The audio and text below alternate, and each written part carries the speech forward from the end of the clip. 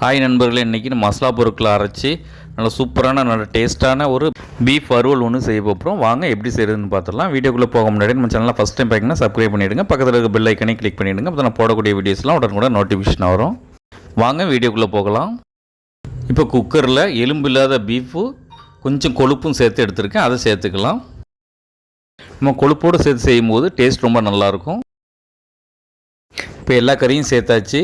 இப்போ 1/4 ஸ்பூன் மஞ்சள் தூள் சேர்த்துக்கலாம். கறிக்கு தேவையான அளவு உப்பு சேர்த்துக்கலாம். கறி வேகிறதுக்கு தேவையான அளவு தண்ணி சேர்த்துக்கலாம். நான் ரோஸ்ட் மாதிரி செய்கிறதுனால தண்ணி நிறைய சேர்க்க வேண்டாம். கறி வேகிறதுக்கு மட்டும் கொஞ்சமாக தண்ணி போதும். இப்போ நல்லா கலந்து விட்டுட்டு குக்கரை மூடி ஒரு 5 விசில் போட்டு எடுத்துக்கலாம். இப்போ 5 விசில் வந்துட்டு இப்போ கறி நல்லா வெந்துட்டு இப்போ அடுப்பில் இரும்பு கடாய் வச்சுருக்கேன். மசாலா பொருட்களை வறுத்து எடுத்துக்கலாம். 1 ஸ்பூன் மிளகு, 1 ஸ்பூன் மல்லி,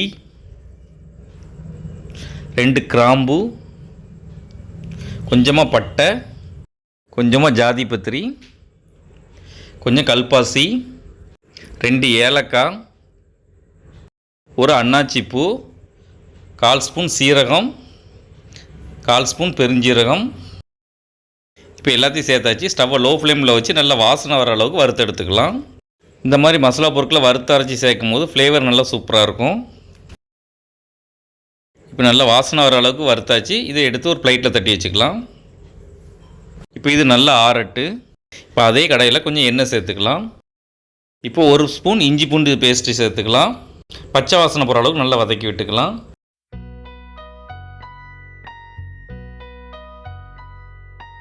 இப்போ நல்லா வதக்கி விட்டாச்சு. இப்போ கொஞ்சம் ரம்பையில் சேர்த்துக்கலாம். இதை நல்லா வறுத்துக்கலாம். இப்போ நல்லா வதக்கி விட்டாச்சு. இப்போ நம்ம வேக வச்சுருக்க கறியை இதில் சேர்த்துக்கலாம். இந்த ரெசிபிக்கு நம்ம வெங்காயம் தக்காளி எதுவுமே நம்ம யூஸ் பண்ண போகிறது கிடையாது.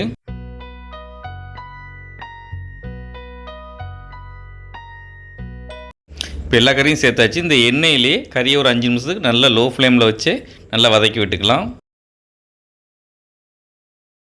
இப்போ நம்ம வறுத்து வச்சுருக்க பொருட்கள்லாம் மசாலா பொருட்கள் ஆறிட்டு இதை ஒரு மிக்ஸி ஜாரில் சேர்த்துக்கலாம்.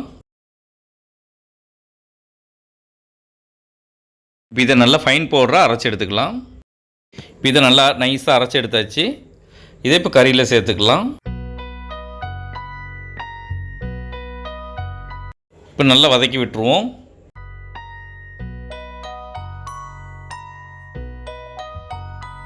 இந்த எண்ணெயிலே கறியை நல்லா வதக்கி விட்டாச்சு.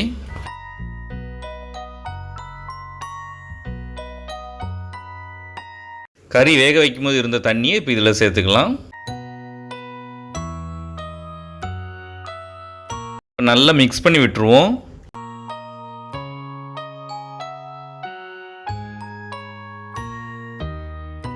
இப்போ நல்லா மிக்ஸ் பண்ணி விட்டாச்சு. உப்பு காரம் மட்டும் செக் பண்ணிக்கலாம். இப்போ உப்பு காரம்லாம் கரெக்டாக இருக்குது. நல்லா கொதிக்க விட்டுரும். தண்ணிலாம் நல்லா வற்றி வரட்டு. இந்த அளவுக்கு பாதி அளவுக்கு தண்ணி வற்றி வந்துட்டு நல்லா நம்ம தண்ணியை ட்ரை பண்ணி எடுத்துக்கலாம்.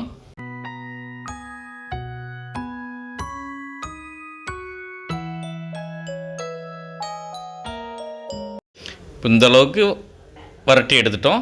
இப்போ ரெடி ஆகிட்டு நம்மளுடைய பீஃப் வறுவல் ரெடி ஆகிட்டு. இது ரொம்பவே டேஸ்ட்டாக இருக்கும். நீங்களும் ஒரு ட்ரிப் வீட்டில் ட்ரை பண்ணி பாருங்கள். எப்படி இருந்துச்சுன்னு கமெண்ட்டில் சொல்லுங்கள். இந்த வீடியோ பிடிச்சிருந்தால் லைக் பண்ணுங்கள். உங்கள் ஃப்ரெண்ட்ஸ் அண்ட் ஃபேமிலிக்கும் ஷேர் பண்ணுங்கள். இதே போல் நிறைய வீடியோஸ் பார்க்க மறக்காம நம்ம சேனலுக்கு சப்ஸ்கிரைப் பண்ணிக்கிட்டுங்க. நம்ம சேனலில் பீஃப் ரெசிபி நிறைய போட்டிருக்கோம். அதனுடைய லிங்க் டிஸ்கிரிப்ஷனில் கொடுக்க மறக்காமல் செக் பண்ணி பாருங்கள்.